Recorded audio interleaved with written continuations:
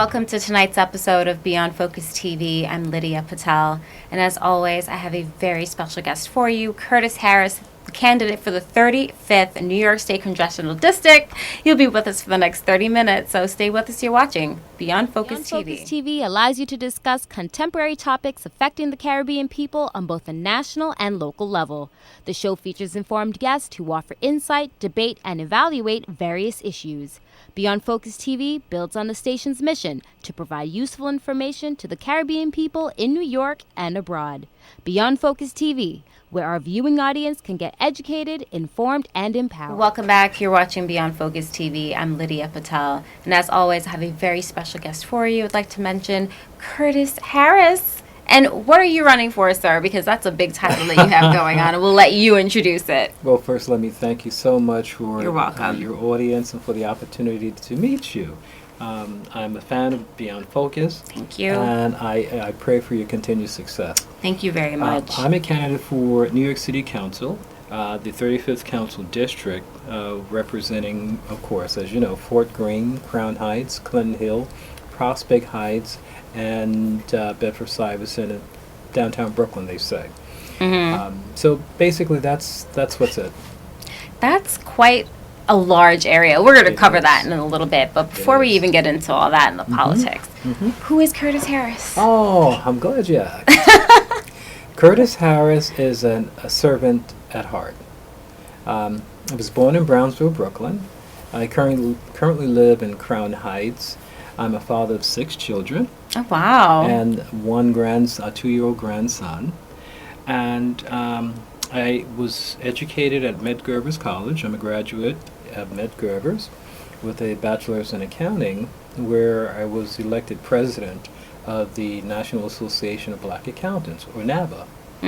I then went on to Bernard Baruch College to get a master's degree in public affairs.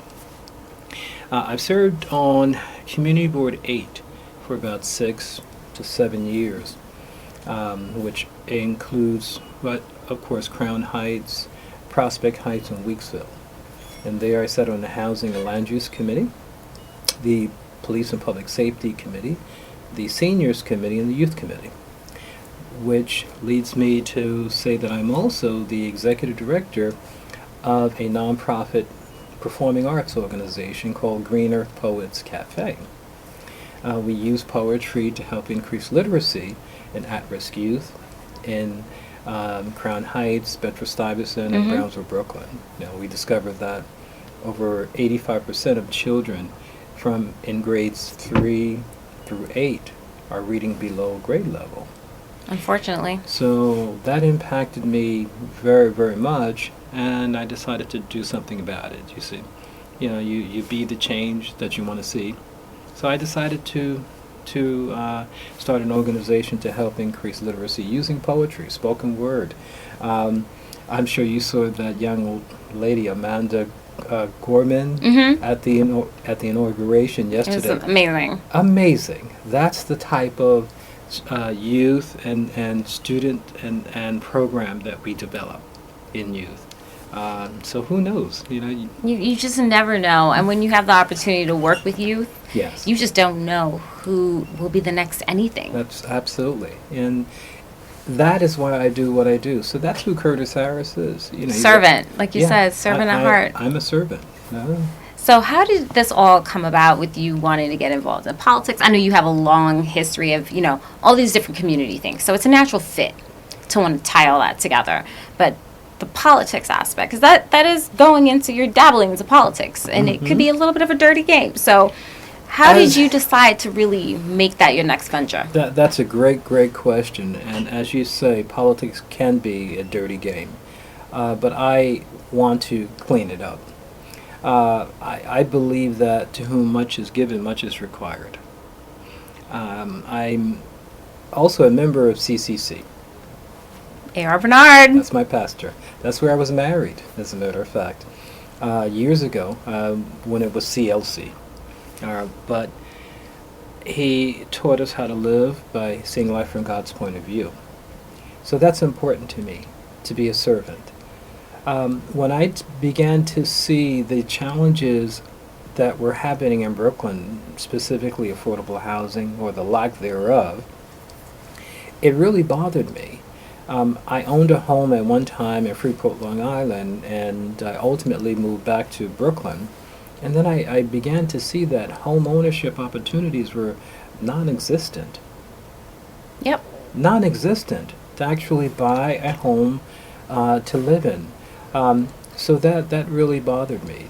And then I saw how a number of our people in our communities were being priced out through gentrification.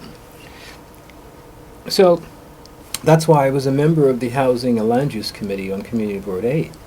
I felt like I would have an opportunity to at least stop the glut of unaffordable housing by questioning irresponsible developers and trying to get them to, create real affordable housing if you're going to build in our district. But that didn't work, as you see. There are a number of buildings or developments that have sprung up, and they're requiring $67,000 to $83,000 a year just for a one-bedroom apartment, which is insane. It's insane. Which is insane. So, as I mentioned to you before, I believe that we should be the change we want to see. And I discovered the power of the local city council member to stop irresponsible development, to challenge the AMI formula, this area medium income formula, Okay. that dictates what is considered affordable at what price range. Because your affordable is not my affordable. Exactly, exactly. Not only that, zoning issues. See, when you want to build a particular, as an example, right across the street from the Brooklyn Botanic Gardens, there was, or there is currently, a fight going on for this development to not exist because they want to build to such a height that it will block the sun and kill the Brooklyn Botanic Gardens. So that's a zoning issue. City council member has control over that, or can approve it or reject it. So when I discovered that, I said, maybe I can help in ways that I couldn't help on the community board. And since I was born in Brownsville, Brooklyn, I'm a fighter. And since I was educated at Medgar College, I'm a social servant. Medgar died serving people. And since I went to Baruch College to get my master's degree, I know how to fight smart now. So that's why I decided to run for city council and get involved in local politics. Politics or not, I'm an activist. I'm involved in the community through my nonprofit organization because our children are our future. And right now, our future in Brooklyn is looking very dismal because of housing in particular. They are trying to move us out. They are. They are. But I'm going to pick up with that in our next segment. Hold that thought. We'll take a quick break. We'll be right back. You're watching Beyond Focus TV. Stay with us.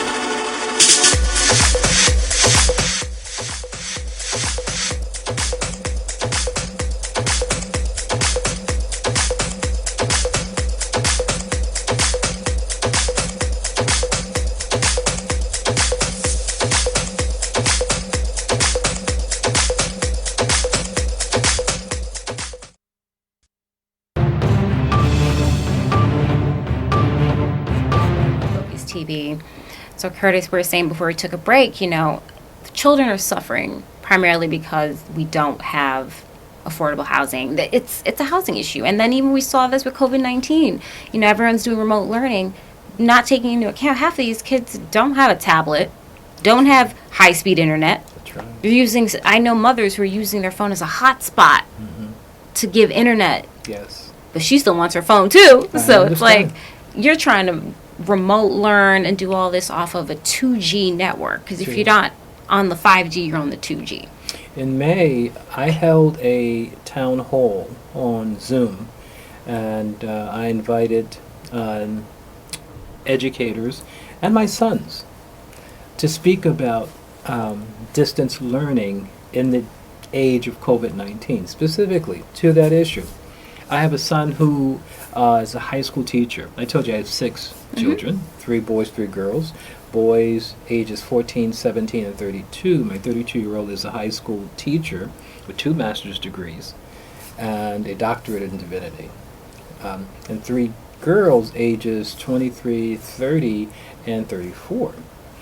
So I had my sons, the 17 and the 32-year-old on, and we were talking about that very, very issue, how a number of people don't have the technology to really take advantage of distance learning. And I just read an article today how thousands of children are missing from the system, from the educational system.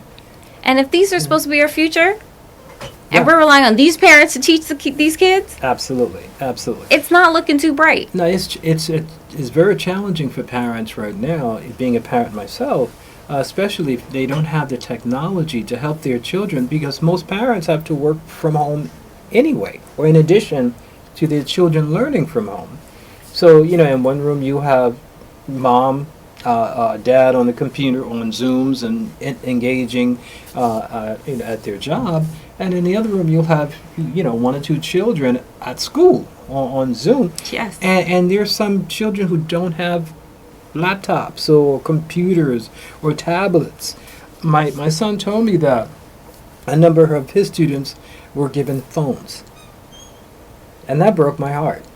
That You have to use this tiny screen Yes. to try to do that. And I understand, and that's such a terrible thing. it is very, very challenging. Not to mention the social dynamic that's missing from kids going to school and socializing and having fun, letting off steam. Our kids are stuck at home, continuing to do the very best that they can do.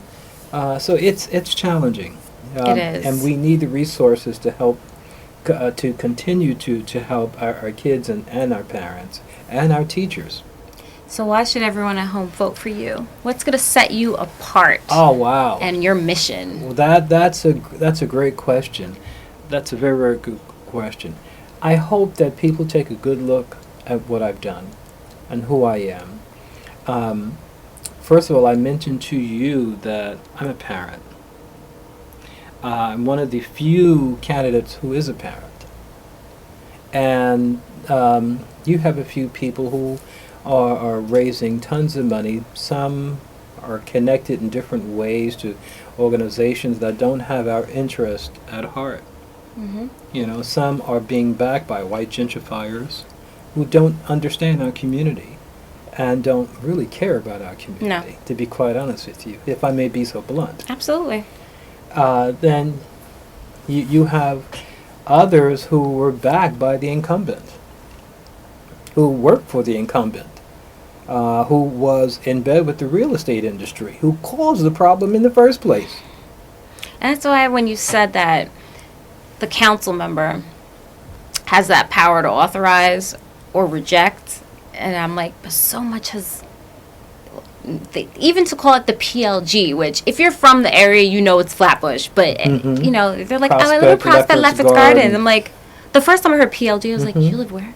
And when they said, I'm like, you live Flatbush. That's one of the But first things that a colonizer will do, and they'll come into your neighborhood and change the name. They did, and I remember, That's the and very you're first seeing thing. all these, right on Lenox Road. I mean, I live on Snyder, but you see all these different buildings go up, and I'm like, and then all of a sudden they're already, before they're open to the public, it's already sold. So But you weren't targeted That's because right. we never got That's right. notice of how you can get into that building. That's right. So we have to fight for our existence, for our community, or we will cease to exist as a people in Brooklyn. And I'm very serious about this. All you have to do is look at the population statistics over time and the census, and you will see that slowly but surely, I'm sure everyone has a friend or family member that has gone south or that's gone back home. Yeah. Because they can't afford to live in Brooklyn. And that is the challenge that I'm having. So as an example, I grew up in the 1960s. And my heroes growing up were the Black Panther Party. They were true socialists. You know, you had Fred Hampton, who died. You had Huey P. Newton, who was imprisoned. You had H. Rap Brown. You had Angela Davis. You had a number of powerful people who created social programs, free breakfast programs, free medical programs. They protected the community from police brutality. These are true socialists, or comrades, I like to refer to them as. Now there are groups in our community that call themselves socialists, and they could care less about our community, but yet they call themselves socialists. I ask, where is their free breakfast program? Where is their free health clinic? What have they done to help stem the tide of gun violence in our communities? Where have they been? What have they done? So they will run someone. I call them a puppet. Yeah. And they will lift up that puppet for a certain period of time, mind you. I'm going to tell you, I can see the handwriting on the wall. But, you know, these people are challenging the Democratic Party as we know it, have always known it. So they're fighting for political power. You know, these are political organizations. They're not a political party. That's why they call themselves Democratic Socialists. They're not democratic and not socialist. Right. So I am truly a people candidate. So in addition to that, I am the only candidate who is spearheading and will champion arts and culture as the executive director of an arts organization, a non-501c3 nonprofit performing arts organization for 8 years. That's amazing. Hold that thought. We're going to take a quick break. We'll be right back. You're watching Beyond Focus TV. Stay with us.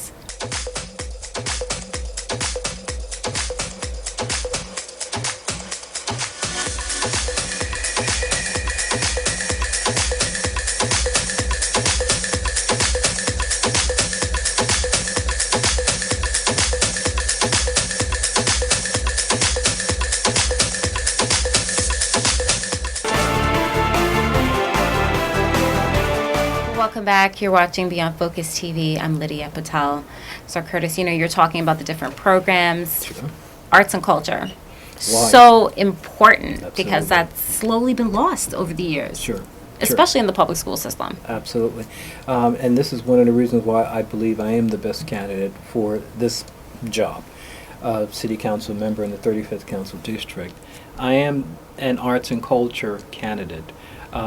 As the executive director of Green Earth Poets Cafe, we've produced people like Amanda Gorman, who you saw perform at the inauguration of President Biden. That's what we do with youth. We've done this with at-risk youth for the past 8 years. We started in 2013 on the heels of the Trayvon Martin injustice. We had a lot of youth who were angry and upset. So on Utica Avenue of St. John's Place, we had our first poetry reading, a first open mic, a first spoken word event. And from there, we started to grow and to develop. So we developed a few programs, one for at-risk youth to help with literacy in Brownsville, Brooklyn, called Our Youth Are Slamming. We started a program for our incarcerated brothers and sisters because I vowed we would never forget them. You know, some folk had made bad choices and wound up in the prison school to prison pipeline. Yeah, and that recidivism is crazy. Recidivism, and wound up in Rikers Island Prison. So Saturday mornings, we started in the year 2014 for about 4 or 5 years. Every Saturday morning, from say 11 a.m. to 3 p.m., you could find us at Rikers Island Prison. In one of the 10 prisons, you know, you had Rosinger, you had GRVC, I forget the acronyms. Right. Otis Bantam. There were a number of different prisons. You could find us there. So we started with about 2 or 3 poets, and then And you were well received? well received. As a matter of fact, a lot of the inmates would join us. We would encourage the inmates to spit a poem, as we would say, and you would. It was amazing to find the talent and the brilliance Yes. that's behind bars. So I promise that I would never forget our brothers and sisters there, That's And- amazing. I'm happy to hear that. and I never have, and I never will. That is so good. How do everyone at home get in contact with you if they want more information, your website, your social? Give us all that good stuff. My website is www.curtisharris2021.com. My email is friendsofcurtisharris@gmail.com. My Twitter account is @CHarris2021. And my IG or Instagram is Friends of Curtis Harris. And of course, Facebook is Curtis Harris. So please follow us, volunteer. We need great people, no experience required, to get involved in helping to take back our city. It's going to take you and I to do this. Don't rely upon people who are supported by gentrifiers to have your best interests at heart, because they don't. There are few people who seem like they're the front runners because they're being propped up by these gentrifiers. Yeah. And it's only a matter of time before the rug is pulled out from underneath the puppets, and you see these organizations and these people for who they really are. I am a people person. I am people-powered, grassroots organization. We will be getting matching funds. That's the city's program. If you want to make a donation, your $10 donation can turn into $90 since we participate in the city's matching program. So for every single dollar donated to our campaign, New York City will give us $8. Yeah, it's a great deal. Yes. So we will be getting matching funds beginning February 15th, and we will have close to $70,000, $80,000 in our campaign war chest. But total of $190,000, that's the maximum that we can get. We're not there yet, but we hope to get there. But we need you. We need you to help. I'm calling all my Caribbean brothers and sisters. I'm calling all my African American and white allies, whoever you are. We need you. You see the handwriting on the wall, what's happening in Brooklyn. I will do my part to stop it. We will help those who need help. We will house those who need housing. And we will feed those who need food. So thank you so very much for having me.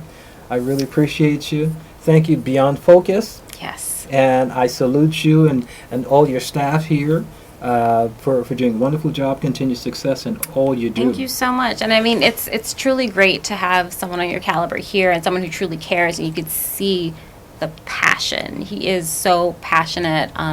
Of course, a fellow CCC member, you know, that just, the extra sauce there. You got the Bernard, A.R. Bernard teachings. So I know.